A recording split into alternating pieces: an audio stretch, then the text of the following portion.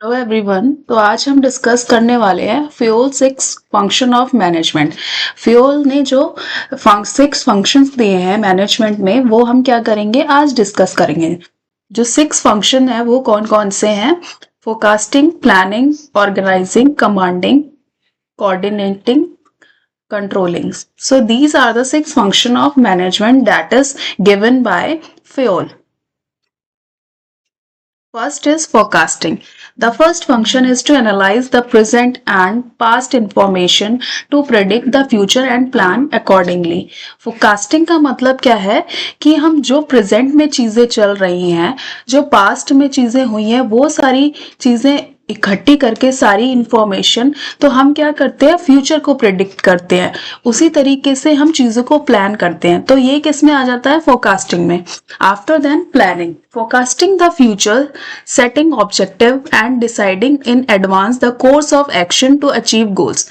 मतलब हम कौन कौन से ऑब्जेक्टिव सेट करेंगे, कौन कौन से प्लान करेंगे, फ्यूचर को कैसे फोरकास्ट, मतलब फ्यूचर कैसे प्लान करेंगे कि हम अपना जो भी हमने गोल बनाया है वो क्या कर सके, अचीव कर सके।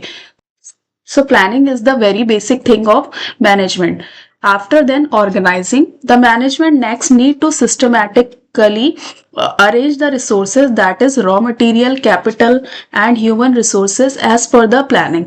Organizing में क्या है, हम management में कैसे systematically चीजें arrange करेंगे, जो resources हैं वो कैसे arrange करेंगे, जैसे कि raw material कहाँ से कैसे use करना है, then capital, जो फाइनेंसेस रहेंगे मैनेजमेंट के वो कैसे रहेंगे, and human resources as per the planning. Human resources मतलब जो ह्यूमन रिसोर्सेज है उनका कैसे हम यूज करेंगे।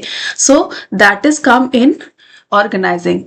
After then commanding, the manager give instruction, direction and order to subordinates in this function. Commanding क्या, हम जो भी मैनेजर हो गया, जो भी वर्कर्स काम कर रहे हैं एक ऑर्गेनाइजेशन में, उनको कैसे इंस्ट्रक्ट करना है, कि क्या डायरेक्शन देनी है, क्या ऑर्डर देना है अपने सबऑर्डिनेट्स को, तो ये क्या है, कमांडिंग होगा। देन उसके बाद आता है कोऑर्डिनेटिंग।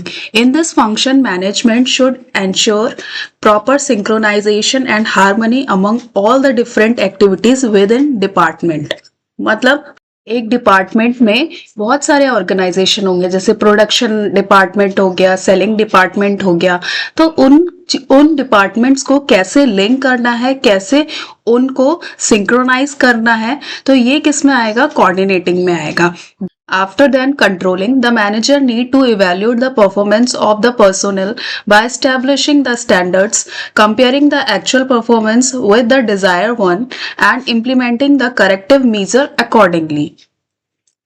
तो कंट्रोलिंग में क्या आएगा, जो पास्ट परफॉर्मेंस रही है उससे कंपेयर करके हम प्रेजेंट में चीजों को कैसे कंट्रोल और कैसे इंप्लीमेंट करेंगे। एक मैनेजर का काम क्या होता है, परफॉर्मेंस को इवैल्यूएट करना और आगे फ्यूचर में जो होने वाली चीजें हैं उन पे काम करना। तो ये किस में आता है, कंट्रोलिंग में आता है। सो आई होप आपको ये वीडियो इंफॉर्मेटिव लगी होगी। Thank you.